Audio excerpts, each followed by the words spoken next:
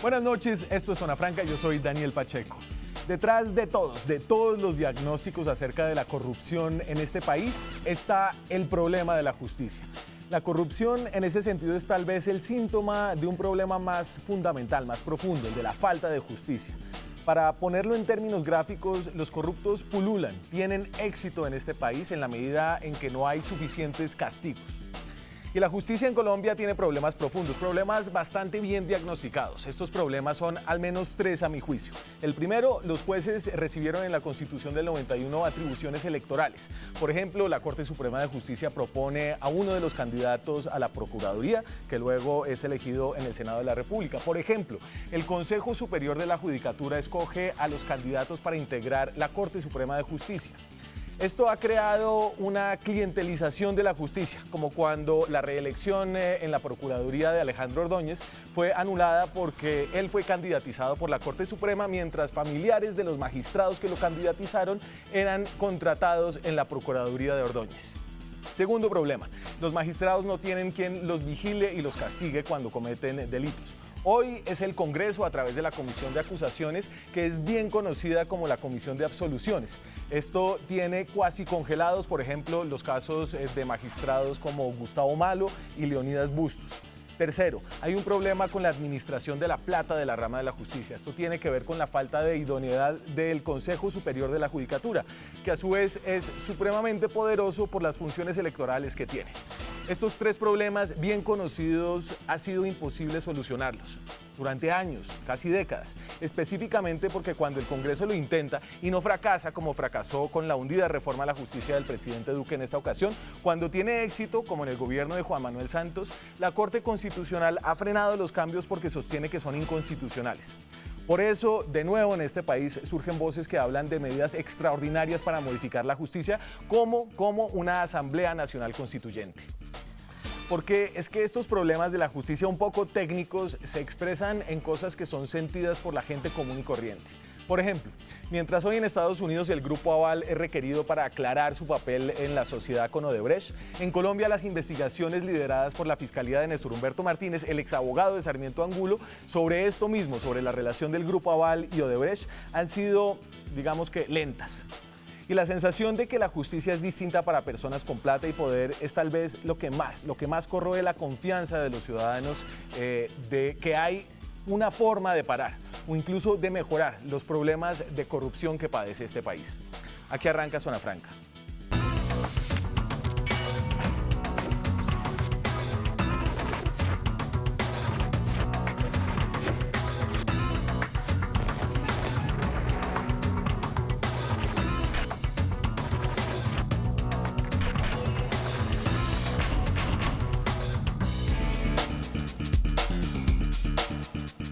Y esta noche para hablar del tema eterno de la reforma a la justicia, para hablar de cómo los problemas de la justicia se reflejan en otros casos de la actualidad, como el del Grupo Aval, como el de la elección de un fiscal ad hoc, me acompaña el senador del Partido Cambio Radical, exgobernador del departamento del Cauca en 2 ocasiones, ex magistrado del Consejo Superior de la Judicatura, del que yo estaba hablando muy mal, el señor Temístocles Ortega.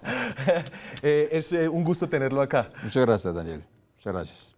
¿Injustamente mal del Consejo Superior de la Judicatura? Bueno, depende de la persona más que de la institución. Depende de la persona. También me acompaña esta noche Daniel Palacios, es actualmente el presidente del Consejo de Bogotá, es digamos que una de las personas más jóvenes de la cantera política del Centro Democrático, dicen algunos que se va a lanzar a la alcaldía de Bogotá, él ¿sí? Les va a decir que todavía no lo ha decidido. Daniel, es un placer tenerlo acá. Bueno, buenas noches, un saludo a toda la mesa de trabajo, Daniel, un placer estar aquí y un saludo a toda la audiencia. ¿Y sí? Siguiente pregunta. Sí, muy bien. Cantera uribista. Era para seguirte el juego del uribismo. Carlos Cortés es abogado, tuvo una desviación profesional al volverse periodista. Soy el director de La Mesa de Centro, un espacio de opinión de La Silla Vacía. Fue director de la Fundación para la Libertad de Prensa. ¿Qué más?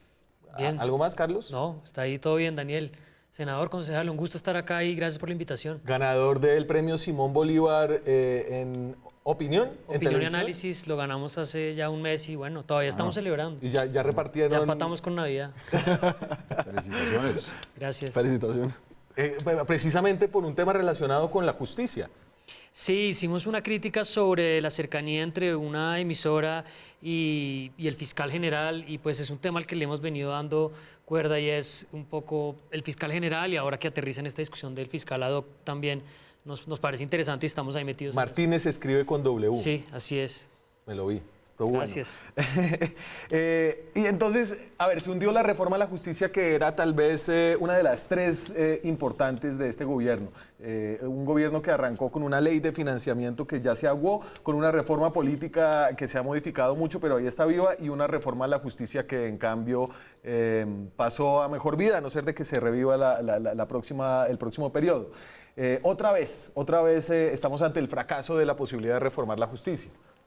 Sí, desafortunadamente, Daniel, una reforma que se hundió, que no era una gran reforma, realmente no era la reforma que está demandando el país, era una pequeña reforma orientada básicamente a reformar el gobierno, la rama judicial y su administración, que es el Consejo de la Judicatura, y con un pequeño barniz a la congestión judicial, de manera que no era la gran reforma, por eso tampoco había mucha institución del Congreso de la República. Faltó liderazgo del gobierno para poder sacarla adelante. Se nos hundió, por supuesto, una frustración más para el país y al tiempo también una oportunidad nueva. Yo creo que los problemas de la justicia están diagnosticados, tú lo acabas de decir. Ya sabemos qué es lo que hay que hacer, ya sabemos qué es lo que pasa. Hasta yo, que soy periodista, sé más o menos. Lo conoces suficientemente. Están diagnosticados ya en el resto del mundo, en América Latina. Se sabe qué está pasando, qué ocurre, cuáles son las medidas que hay que implementar, pero hace falta voluntad política y hace falta, por supuesto, liderazgo de un gobierno para sacarla adelante. No es fácil. Hay que comprometer, por supuesto, a las cortes, a los jueces, a los magistrados, a las universidades. En general, hay que hacer una tarea de esa magnitud, pero podemos hacerla. Si el país quisiera hacerla, con seguridad que va a sacarla adelante. Ojalá haya voluntad política en la próxima legislatura. Y la pregunta de nuevo ahora es cómo, si ya se sabe más o menos qué debe tener esa reforma. El Congreso de la República en los últimos años ha hecho sucesivas propuestas de reforma constitucional, de asambleas constituyentes para reformar la justicia. La periodista de Zona Franca, Angélica Latorre, hizo aquí una arqueología de las propuestas de congresistas para reformar la justicia vía constituyente en los últimos 17 años. Entonces, en el 2001, los conservadores fueron los de la propuesta. Ahí está Carlos Holguín, Hernán Andrade, hoy presidente del Partido Conservador, Roberto Gerlain y otros. Los liberales, con Samir Silva y Clara Pinillos, lo hicieron en el 2002. La U, sucesivamente, Miguel Gómez Martínez, luego Juan Carlos Vélez, el gerente de la campaña del No. Se ríe Palacios. Hay que cuidar las comunicaciones, muchachos. Ya me lo conozco también. Y los liberales en el 2017, Vivian Morales lo intentó. ¿Usted cree que aquí estamos en mora de poner un nuevo intento en el Congreso, Daniel, de reformar la justicia vía constituyente? Yo creo que escuchando al senador en particular ahorita, aquí había un tema muy difícil, él lo mencionaba. Una reforma a la justicia requiere un consenso muy grande, requiere un consenso de las Cortes, requiere un consenso del Congreso, del Gobierno. No es fácil, pero no quiere decir que sea imposible.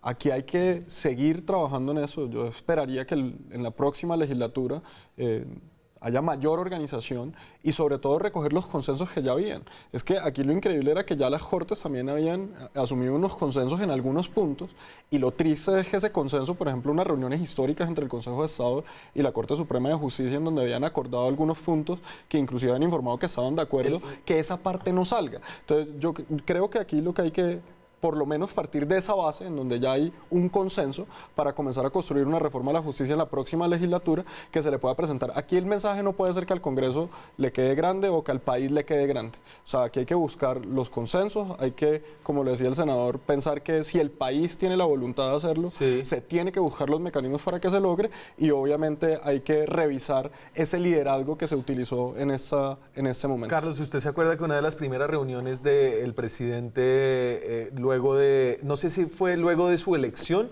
o luego de tomar posesión, tal vez fue luego de la elección, fue reunirse como presidente electo con los presidentes de las altas cortes. Sí. Y ese consenso se esfumó.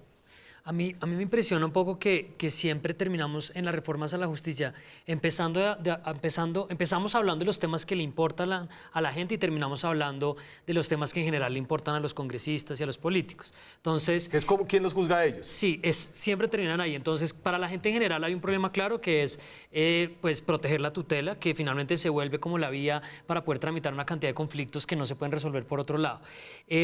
Pues la impunidad, la gente tiene una sensación de que, pues no tiene una sensación, es una realidad de los altos índices de impunidad y de la falta de aplicación de justicia, cuántos procesos llegan a sentencias condenatorias y por supuesto la administración, el derroche, los recursos, como una parte que la gente sienta que hay una gestión del sector. Pero yo estaba revisando esta reforma que había presentado el gobierno y que después de la reunión con las Cortes parecía que tenía ambiente y tenía casi que las cosas, o cosas que no tenían que ver, o cosas incluso contrarias. Había primero un intento de restringir la tutela, porque hay una preocupación, obviamente que la tutela está congestionando los despachos judiciales, pero por razones muy claras, y es que no hay otra manera de encontrar algún nivel de administración de justicia. Entonces tenía una idea de la restricción de la tutela, acuérdense que hablaron de la sala constitucional y de acabar con la Corte Constitucional, aunque eso finalmente no quedó en esa reforma que empezó a avanzar. Se está hablando del fuero, de la administración de la rama, de la independencia de la Fiscalía y de las Contralorías. Entonces el problema es que al final en eso termina la discusión y por ahí podemos terminar hablando de una asamblea constituyente de temas que realmente no son del sentimiento central y de las preocupaciones de la gente, y esos temas no se resuelven. Déjeme, yo le doy 3 visiones acerca de la constituyente. Esta es la visión de la ministra de Justicia, la señora Gloria Borrero. Y esto lo dijo en una entrevista que le dio a María Isabel Rueda. Entonces ella le pregunta, ¿usted piensa que hay que hacerlo vía constituyente? Y ella responde, a veces lo he pensado, pero el presidente Duque no. Y yo no creo que podamos enfrascar al presidente, que tiene 3 años y medio de gobierno por delante, en un tema de constituyente, porque en eso se le iría toda su agenda. Tiene un problema de gobierno más concreto y más ambicioso para ayudarnos a transformar la vida, un programa, perdón. Hay que insistir en la vía del Congreso, pero vamos a hacer otra serie de cosas.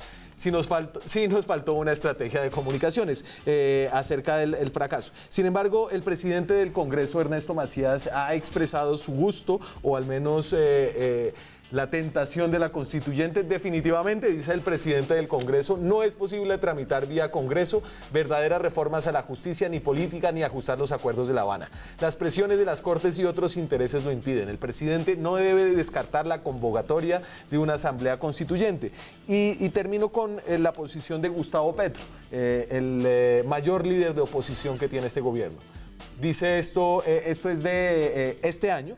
Propongo que del 12 de febrero del 2018, que una constituyente territorializada y pluralista haga las reformas que no hizo la Constitución del 91, la del territorio, la reforma a la salud, la educación, la justicia, la política y el tránsito hacia una economía productiva.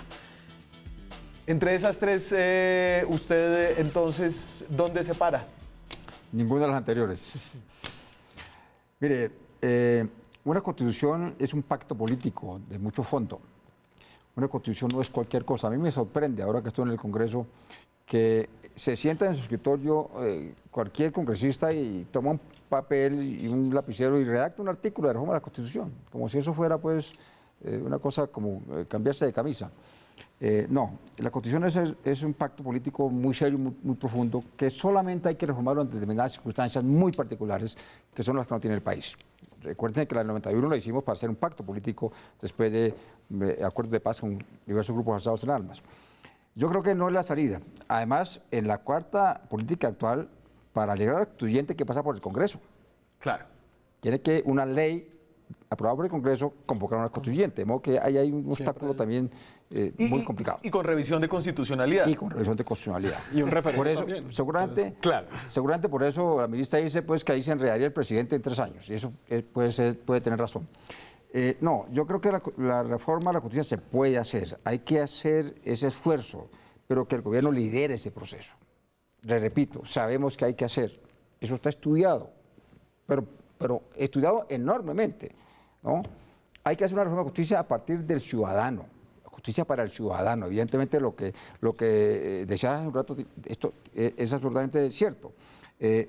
Lo que nos interesa es cómo un ciudadano llega ante un juez y encuentra una sentencia en cualquier sentido, se le resuelve su caso. Y eso, por supuesto, no se resuelve modificando las Cortes. Sí. De manera que si empezamos por el ciudadano, justicia para el ciudadano, es posible que lleguemos a hacer bueno, una entonces, reforma. ¿usted cree que todas estas discusiones acerca de las atribuciones electorales de los magistrados, acerca de los órganos para juzgar las actuaciones de los magistrados, que son cosas alejadas del ciudadano, no son lo más importante y que la reforma necesita es el aterrizaje a la descongestión, el procedimiento, la administración? No les quito importancia, sí. Son importantes, por supuesto que sí, pero no son prioritarias. Lo que requiere este país es combatir la impunidad, sin duda alguna. Combatir la impunidad. Mire, hay propuestas como, por ejemplo, de tutelarizar toda la justicia, ¿no? ¿Por qué la tutela se resuelve en 10 días y en 20 días en una apelación? ¿Por qué? ¿Por qué? Si las pruebas son las mismas. Además, estamos hablando de tutela de derechos fundamentales, es decir, de temas mucho más de fondo que cualquier disputa por un celular. Sí. Se puede hacer, pero falta, sin duda, voluntad política para lograrlo. Daniel, ustedes en el Centro Democrático van a tener una gran cumbre en enero, donde digamos que ya hay, creo que una aceptación de que el comienzo del gobierno no fue nada bueno y que hay que corregir el rumbo, hay que enderezar, hay que dar un timonazo. En esa cumbre está contemplada esta discusión acerca de la reforma a la justicia, de cómo volver a darle una idea a esto.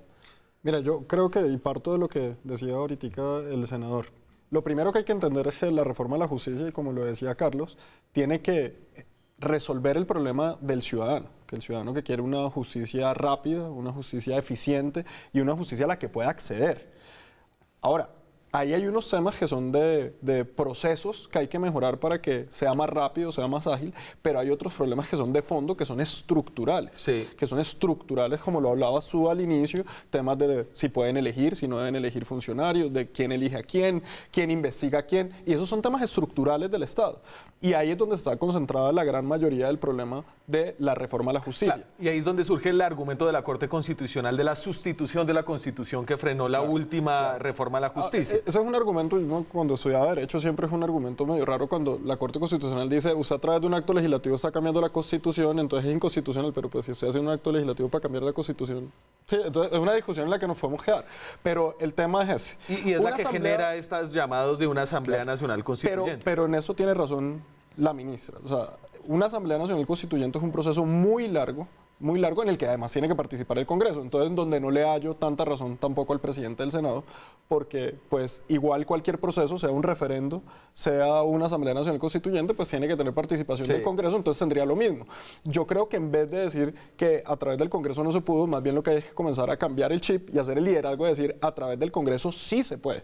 Y el Congreso tiene la responsabilidad con el país. Yo te digo una cosa, yo cuando vi que la reforma a la justicia estaba a punto de hundirse y uno de pronto eso se centró en la discusión entre Chacón y la ministra, el presidente de la Cámara, si eso era un tema de si lo agendaba o no lo agendaba, y uno decía, este es el momento en donde debía haber un llamado al país y salir a decir, hay un consenso en unos puntos entre la Corte Suprema, entre el Consejo de Estado, entre el gobierno, entre la gran mayoría de congresistas, saquemos eso adelante, dejemos atrás la política y realmente lideremos que salga eso. Y eso es la misión que tiene el Congreso de la República. El Congreso de la República, esto no le puede quedar grande y el próximo año se tiene que trabajar en la reforma a la justicia que los colombianos necesitamos. Carlos, la última reforma a la justicia fue desbaratada por la Corte Constitucional en esta decisión que tumbó media reforma a la justicia por el argumento de la sustitución a la Constitución. ¿Usted cree que esta Corte es distinta? Que ya se puede pensar que si se ponen y si enderezan el gobierno y el Congreso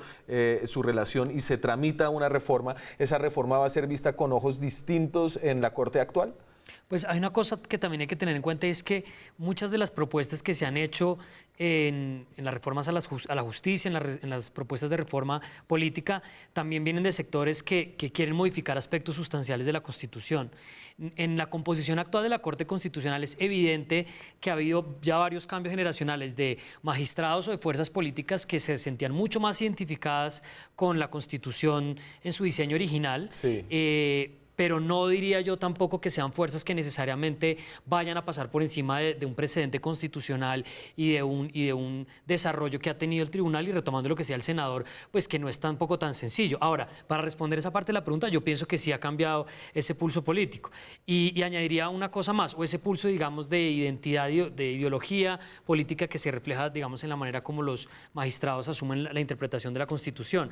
Ahora, además de la reforma a la justicia, la discusión de la Asamblea Constituyente también se ha dado alrededor de la reforma política. Claro. Y para sumarle... Todos lo metían ahí, ¿no? Todos lo metían ahí. Y ahí usted ponía los 3 ejemplos, yo añadiría uno adicional. Cuando estaban aún en el tema del plebiscito en 2016, las FARC en un momento decían que ellos, que cuál refrendación por plebiscito, que ellos querían una reforma, una asamblea constituyente, que era una cosa todavía más ambiciosa. Entonces tenemos varios sectores que han llegado a plantear eso, y a mí lo que me preocupa, o la pregunta que yo tengo es, en la medida en que el presidente Duque siga viéndose débil como se está viendo, y también el presidente Uribe, el presidente eterno, quiera de alguna manera asumir la misma oposición dentro de su propio partido, porque él ha hecho eso antes, que es él de alguna manera asumir la vocería crítica al gobierno.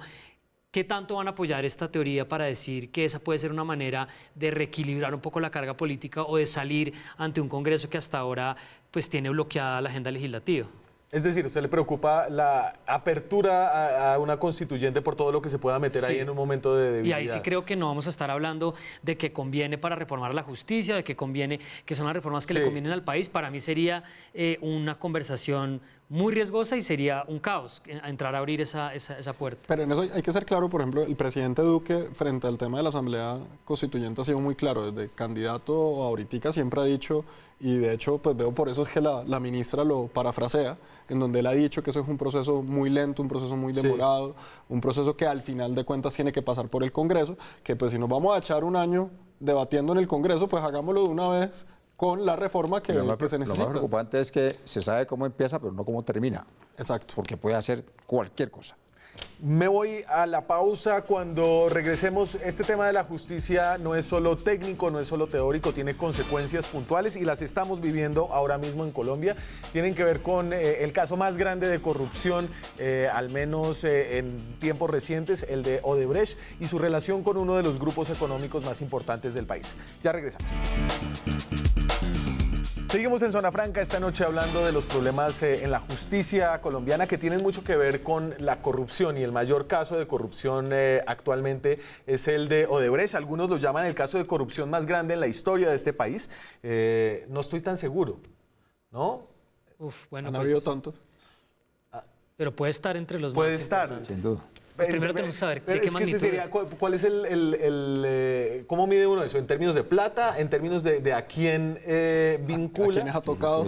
En este caso, este sí es tal vez el que toca a algunos de los poderes más importantes, no solamente políticos, como el fiscal general Néstor Humberto Martínez, sino económicos. No, pero como recuerda el de Samper. Claro, el presidente de la República. Presidente de la Aunque aquí República. también están tocados el expresidente Juan Manuel Santos, tangencialmente rozados el presidente actual Iván Duque. Bastante tangencial. Tangencial, digamos que lo roza, le dejó ahí una marquita. Le pasó... Estaba en el baño cuando pasó. ¿En el baño del avión? Como un asteroide. Sí, en algún baño mientras pasó el caso, mientras pasó eso.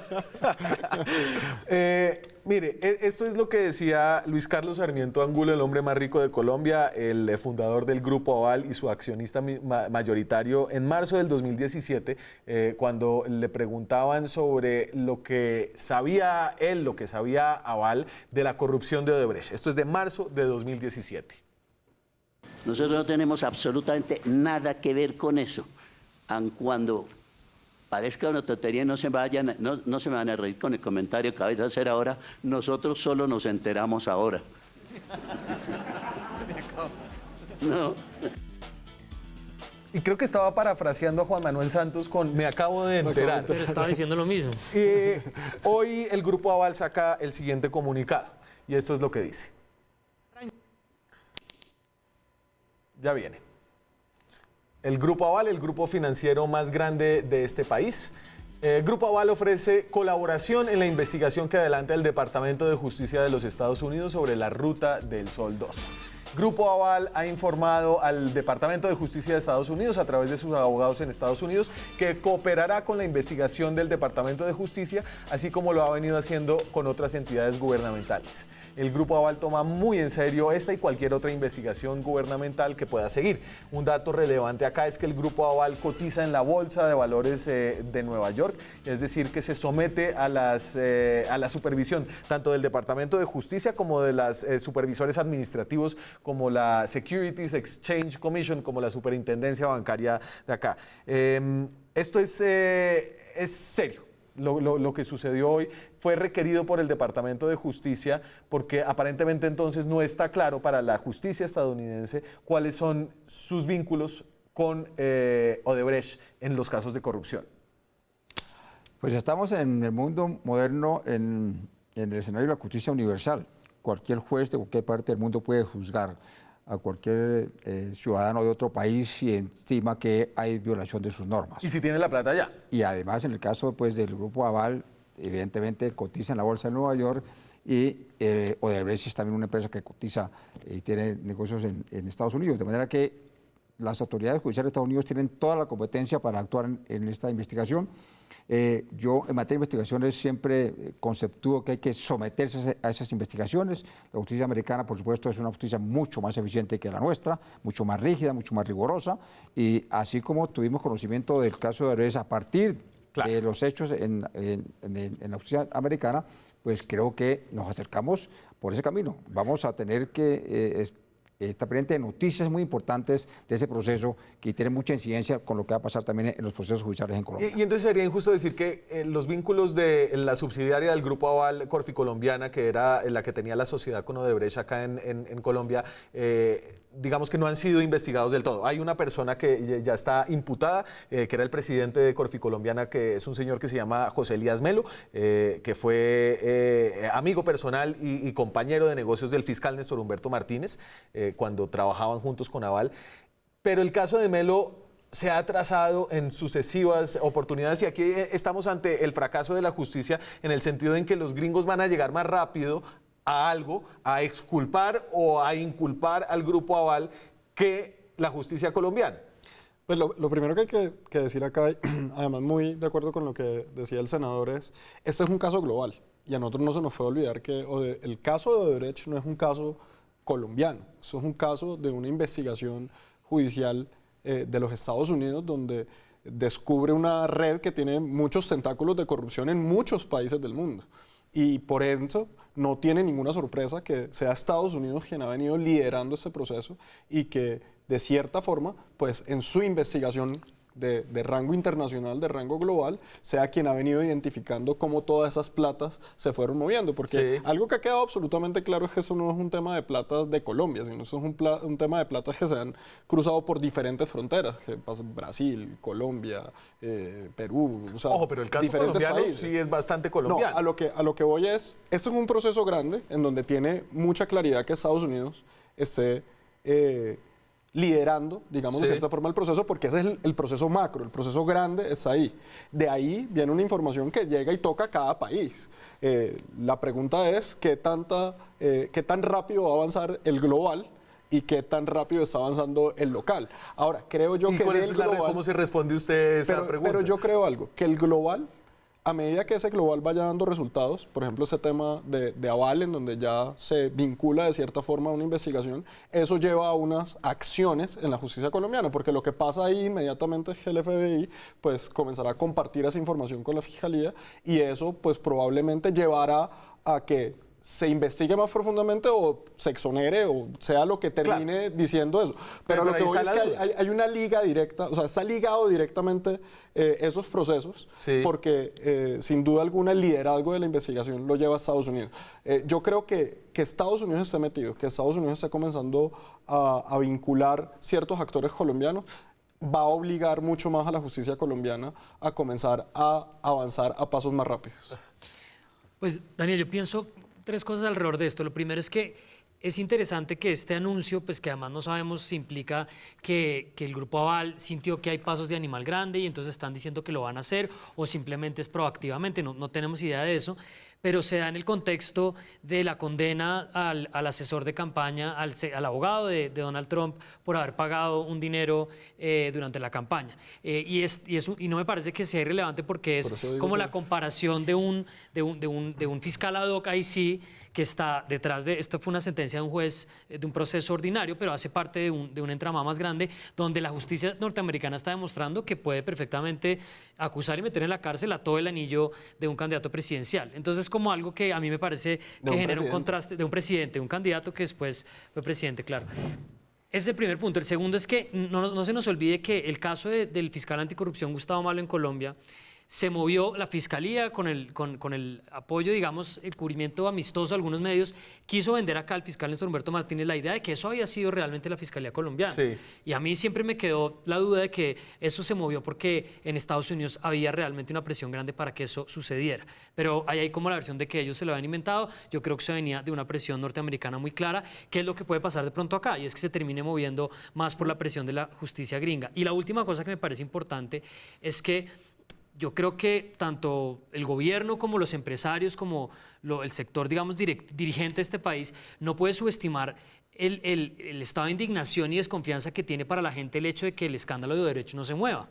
Porque es que esto, o sea, ¿cómo es posible que la gente no tenía muy claro qué era lo que estaba pasando con el caso y el superintendente y la vicepresidenta salieron a decir que estaban generando pánico financiero? Sí. O sea, el pánico económico es un delito que existe cuando uno difunde información falsa o inexacta, pero la gente no sabe qué fue lo que pasó, o sea, qué información falsa van a difundir si no tenemos ni idea qué es lo que ha pasado.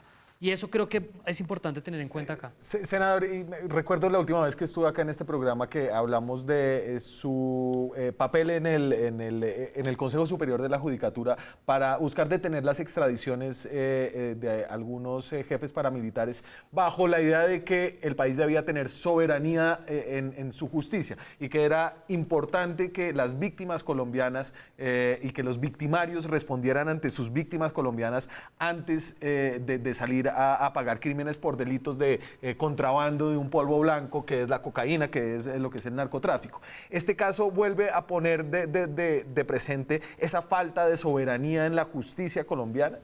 No, son casos totalmente distintos. Y más que soberanía, en el caso de Santrich, es que la justicia colombiana está obligada, la Corte Suprema de Justicia lo ha ratificado y también la Constitucional, está obligada primero a garantizar los derechos de las víctimas y los derechos de los ciudadanos de su país. En tal virtud no puede irse extraditando a ciudadanos solicitados por otro país sin que antes haya agotado un procedimiento para garantizar esos derechos aquí. Y en este caso también hay que entender que está en juego el proceso de paz, que es un bien superior. Ese es un tema. Este es otro tema. Porque esa sí es una garantía que tiene hoy la justicia universal. Un juez de cualquier país del mundo puede juzgar a otro ciudadano de otro país si entiende que hay un delito cometido y que ese delito no ha sido sancionado. Pero mire, el caso de Estados Unidos aquí es muy, muy complicado y muy interesante al tiempo, porque la justicia americana tiene en la negociación de pena por recursos uno de sus más importantes instrumentos de justicia. De modo que allá se transa fácilmente una condena, una rebaja de penas por el pago de una multa al Estado. Y eso es lo que ha permitido en muchos casos en Estados Unidos llegar a esclarecer los hechos. Eso lo hizo Odebrecht por varios miles de millones de dólares. Esto puede ser posible que ocurra con Naval. No sabemos exactamente qué es lo que está pasando allá con Naval. Ha sido pues, llamado al proceso. Pero ese instrumento va a ser muy valioso para conocer la verdad seguramente. Y esa verdad sí va a tener una incidencia muy clara en lo que va a pasar en los procesos judiciales en Colombia. La esperanza de verdad en los procesos judiciales en Colombia depende ahora de una figura, la figura del fiscal ad hoc. El presidente Iván Duque presentó una terna para que la Corte Suprema de Justicia escogiera a un fiscal ad hoc. Esa terna fue devuelta, ahora fue otra vez entregada con un nuevo nombre, el de Gilberto Orozco, un ex magistrado del Consejo Superior de la Judicatura. Hablamos de quién es el nuevo candidato a ser fiscal ad hoc después de comerciales. Seguimos en Zona Franca. Las esperanzas de justicia en el caso de Odebrecht reposan en una terna integrada ahora con un nuevo integrante. Se llama Gilberto Orozco, fue magistrado del Consejo Superior de la Judicatura. Esta vez decía usted, Carlos, que no fue el presidente en persona a entregar la terna. Sí, creo que esta vez, porque la primera terna sí hizo un acto muy solemne, atravesó la Plaza de Bolívar, no creo que haya ido a pie, creo que fue con su esquema de seguridad, pero fue y entregó la terna ante la Corte Suprema de una manera muy formal. Esta vez creo que mandó un WhatsApp de pronto o algo así. A mí se me acaba de olvidar el nombre de Claudia González, es la secretaria jurídica de Palacio. Clara María. ¿Cierto? Clara María. Clara María. Y el otro señor, De la Sergio Arboleda. el de la Sergio Arboleda. Sí, no me acuerdo. Y nadie se acuerda de todas maneras. Y es que ese es el problema de esta terna. Nadie sabe quiénes son. El nuevo señor, ¿cómo se llama, perdón? Gilberto, no, el otro. Gilberto Orozco es el de ahora. Leonardo Espinosa. Leonardo Espinosa, sí señor. Muchas gracias. Yo le llamé la terna Google. Porque había que meterse a Google para ver quiénes eran. Y porque voy a tener suerte, vamos a poner eso ahí a ver qué tener pasa. suerte. ¿Quién es Gilberto Orozco? Esta es su hoja de vida.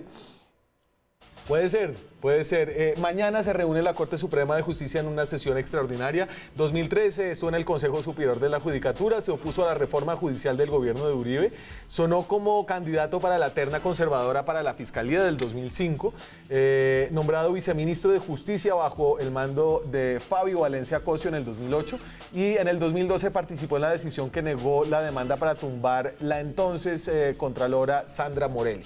Ese es Gilberto Es un laboralista. Orozco. ¿Usted compartió magistratura con él? Compartí con Gilberto Orozco unos años de magistratura, él en la sala administrativa, yo en la disciplinaria. Y sé que es un hombre decente, es un hombre con conocimientos en materia de derecho, es un hombre ponderado. Su vocación es en el área del derecho laboral, hasta donde entiendo. No conozco que tenga inclinación por el derecho penal. Esa puede ser una limitación, no es una limitación legal, sí, pero por supuesto pues esperemos que... Yo le tengo otra y tiene que ver con sus ponderaciones anteriores a el puesto que va a ocupar o que podría ocupar si así lo quiere la Corte Suprema de Justicia. Esto dijo unos días antes de ser nominado en la terna. Lo que yo creo fundamentalmente es frente a este tema es que el entuerto lo creó la Corte. En mi concepto no se puede imaginar una institución para resolver un impasse que no esté reglado o en la ley o en la Constitución. El fiscal se va a impedir en muchas otras causas y para cada impedimento habrá que designar un fiscal ad hoc. Qué gran galimatías y qué caos se va a crear en el país. Estoy de acuerdo con esa exposición del... Es que la figura del fiscal ad hoc, y esto lo explican bien Yesid Reyes y Rodrigo Prime en columnas en El Espectador, no es una figura legal, es una figura de creación jurisprudencial. Y eso también, eso dificulta lo que él está diciendo y para mí realmente el fiscal ad hoc no va a servir con un elemento adicional y es que es una figura que puede funcionar en casos muy específicos. O sea, necesitamos un fiscal ad hoc para que resuelva un caso en particular. El de Sandra Morelli, como ya existió y fue Eduardo Cifuentes en ese entonces. Exacto. O cuando pasa, bueno, el caso de la Corte Constitucional es distinto, pero un magistrado ad hoc entra a resolver un caso en particular. El caso de Odebrecht está claro que el fiscal Néstor Humberto Martínez se ha declarado impedido en dos o tres, pero hay 17, 18 líneas de investigación. 17. No, en 2 de 17 porque el otro impedimento es porque había sido abogado de Carlos Matos. Sí. Ah, sí, exacto. El otro caso es que no tiene que ver con Odebrecht. De manera que yo estoy de acuerdo con lo que dijo el abogado Gilberto Orozco. Ahora, no creo que eso, digamos, lo inhabilite haber tenido esa declaración porque no se está, pues al menos uno está diciendo, bueno, a esta persona sí le interesa este cargo. Pero el otro punto que le preguntaba en la pausa al concejal es si el presidente Duque, pues de alguna manera planeó o era consciente de la cantidad de problemas y de la forma como iba a trastabillar esta terna, porque es que la gente venía frustrada de sentir que, o yo al menos, y un sector de la opinión pública, de que el fiscal general, pues ante estas acusaciones debe haber renunciado, no lo hizo, pero ahora tenemos una terna que ya no sabemos si va a salir o no, que le cambiaron unos nombres, que renunció a una ternada, y pues yo creo que eso genera todavía más desconfianza y también mina un poco la confianza en el presidente. Bueno, yo diría que no es la primera vez que vemos que ternas tienen dificultades. No solamente es esa terna para fiscalado, que inclusive ternas para fiscal en propiedad han sido devueltas, han tenido discusiones, han tenido dificultades. Y eso parte pues de la dificultad de nominar a una persona para esos cargos. Este cargo en particular presenta unas dificultades mayores porque, como hemos escuchado, pues no es un cargo que está reglado y que no tiene claramente una función. Y yo he escuchado, eso ha sido un debate muy grande. Y por la complejidad del asunto. Y por el asunto en particular que está manejando. Una cosa es un fiscal para un tema específico, pero este es un tema realmente de unas que inclusive Carrillo dijo que se necesitaba una fiscalía ad hoc. Sí. Que uno inclusive no sabe todos esos tentáculos hasta dónde pueden llegar. Acepto, porque es que aquí el fiscal ad hoc va a tener una serie de ramificaciones y va a encontrar, cuando comience a actuar, con un escenario absolutamente difícil, confuso. No va a ser fácil. A ver, ¿usted que conoce a los magistrados, cree que los magistrados van a recibir esta terna y van a escoger entre uno de estos tres? Lo que pasa es que mientras no haya impedimento, no haya inhabilidades de los ternados, le queda muy difícil a la Corte rechazarlo. Aunque en alguna ocasión la Corte rechazó una terna porque entendió que la inviabilidad tenía que ver con la idoneidad en materia penal. Aquí no hay ningún penalista. Pero además hay que tener claridad en algo, la terna no se devolvió, ¿no? O sea, hay que entender que aquí hubo un ternado que renunció. Y esa fue una información que salió en medios que alcanzó y hay que ser muy claro. O sea, hay una diferencia entre devolver la terna y entre que uno de los ternados renuncie y por lo tanto se tiene que completar la terna con la persona que renunció, que es lo que es la situación. Pero en la situación que estamos hoy fue que renunció la magistrada Cabello y se reemplazó ese nombre. De pronto. Pero yo. Sí. La pregunta yo creo que es más de fondo, ¿no? Entonces al final del día uno dice, porque uno ha escuchado, por ejemplo, las declaraciones de Gilberto Orozco ahorita, en donde él dice, hombre, es que lo ideal sería que la vicefiscal, que además está diseñada para eso, sea la que asuma la investigación. Sí. Mi pregunta es, ¿hoy Colombia se sentiría tranquilo si la vicefiscal, que fue nombrada por el fiscal, asume este caso? La gran mayoría de la gente te respondería que no. Entonces, eso automáticamente te saca del juego que sea la vicefiscal la que lo agarre. Entonces, si no es la vicefiscal, ¿quién? El fiscal. Entonces, te lleva a la discusión obligatoria de que tendría que ser un fiscal ad hoc. O sea, no hay, mejor dicho, no tienes otra forma de enfrentarlo. Me voy a la pausa. De pronto el gobierno piensa que terna es porque la puede enviar 3 veces. Vamos a ver. Un trío musical. Seguimos en Zona Franca, hablamos esta noche de la justicia, de sus ramificaciones en el caso de Odebrecht, el fiscal ad hoc. Ayer pasó una cosa muy rara en el Congreso, pasó esto, yo no sé... cayeron ratones desde la tribuna al Congreso y estoy hablando figurativamente, ratoncitos. Obviamente esto llevó a muchos comentarios. ¿A usted le cayeron? No, yo estaba por fuera afortunadamente. Estaba en el salón siguiente a la plenaria. Obviamente se imaginarán los comentarios, ratas sobre ratas, no hay respeto, se acabó el respeto. Todavía no se sabe quiénes son exactamente las personas que los lanzaron. Se cree que fueron autorizados por el senador Ciro Ramírez del Centro Democrático. Ciro Ramírez sostiene que fueron infiltrados de la Colombia Humana, que son activistas del partido de Gustavo Petro. Allá están señalando, hubo una investigación. ¿Me dice usted que cayeron cuántos ratones? Cayeron 3 ratones. El senador Valencia... Juan Carlos cogió 2 y uno se escapó y todavía anda por ahí. O sea, hay un rato... Yo sé lo que iba a decir. ¿Cuántos quedaron ahora? 109 senadores. Es el 109. El senador Álvaro Uribe Vélez, en un rapto de humor, tiene este comentario en Twitter. A los gatos por fortuna les pasó. Carlos, ayúdeme, por favor. ¿Deberíamos reírnos de esto? O, es decir, hay una majestad que se perdió. Bueno, pues yo creo que hablar de una majestad en el Congreso evidentemente no es ideal. Es un acto de protesta. Yo creo que vuelvo nuevamente a la idea de que la gente siente indignación. Pues no me parece... Pues no lo celebro, pero pues también creo que es un acto de protesta que no es violento, que no es digamos, agresivo, sí es simbólicamente fuerte, pero creo que también quiere decirle a la gente algo.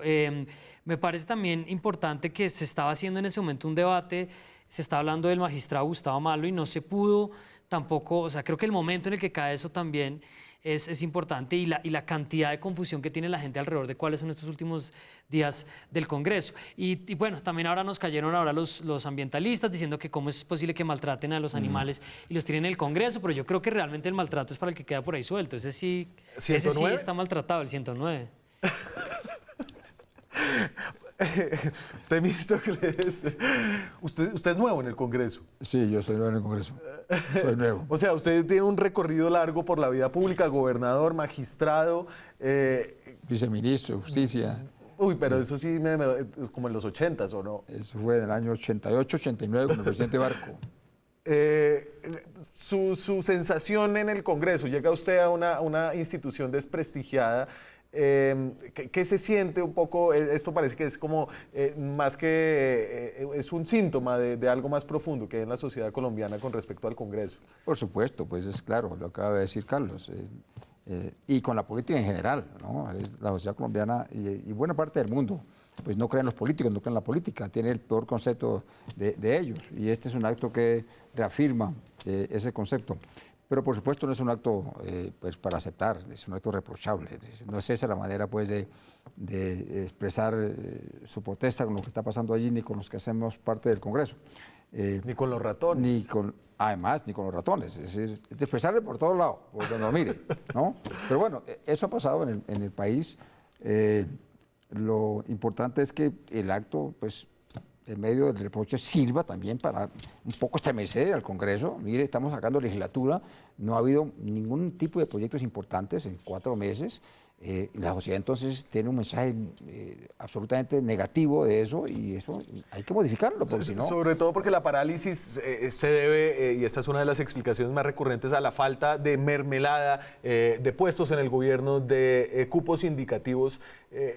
La parálisis es una forma de extorsión del Congreso de la República. Pero mire, no, espérenme, me meto ahí. Sí, métase. Es que no ha habido propuestas interesantes de parte del gobierno. Sí. No las ha habido. Es decir, yo creo que pues, el Congreso tiene la fama de mermelada, pero si hay un proyecto interesante, resulta absolutamente imposible que uno no se someta a discutirlo con seriedad, pero no lo ha habido. Todos los de Cambio Radical.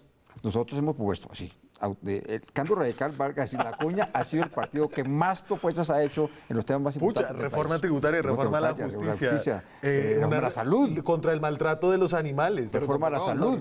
Regalías a la salud. Cielos abiertos. A las consultas populares. Pero mira, ahí entonces uno entraría a la discusión de si no han sido lo suficientemente buenas las iniciativas del gobierno, pues debátanlas y arréglenlas. Y denle el debate. Eso sería la labor del Congreso y tocaría mejorarla. Es que no da. Uno puede hacer de una pieza una obra de teatro, una obra de arte, pero cuando no te da la arcilla, pues no hay cómo hacerlo. Entiéndase que la obra de arte serían los proyectos de Cambio Radical, que eso sí tendrían como pues obras de arte no hay en el Congreso. Pero déjame mencionar algo. Yo creo que este tema de los ratones uno inclusive podría encontrarle humor, como de hecho se le ha encontrado. Y casi a cualquier acto de eso, yo ahorita tenía como recordando también a Moreno de Caro cuando hacía todos sus shows y hacía todas sus cosas. Lo importante es que eso no siga abriendo la puerta para que de pronto el día de mañana sea otra cosa la que pase. Yo, mira, recordaba ahorita con eso, nosotros hicimos un cabildo abierto en el Consejo de Bogotá el año pasado por el tema de la ETV. Y recuerdo que un funcionario de la ETV se acercó y escupió a Lucía Bastidas en la cara. Y entonces uno dice, no, eso era un acto de reproche y de rechazo a cómo se ha comportado el Consejo. Yo creo que hay que tener también ahí un poco de límites en la labor de... Me voy. Muchas gracias a ustedes. La labor legislativa ha sido reforzada. Hay un nuevo integrante del Congreso. 109 está ahí en el Capitolio y llegó para ayudarlos con este difícil tránsito legislativo en el primer periodo. Muchas gracias, señores, a ustedes. Disculpas por este un panel de solo hombres. Sucede constantemente, pero tratamos y nos esforzamos por mejorarlo. Nos vemos mañana con más periodismo, con más debate, con más opinión. Chao. Muy bien.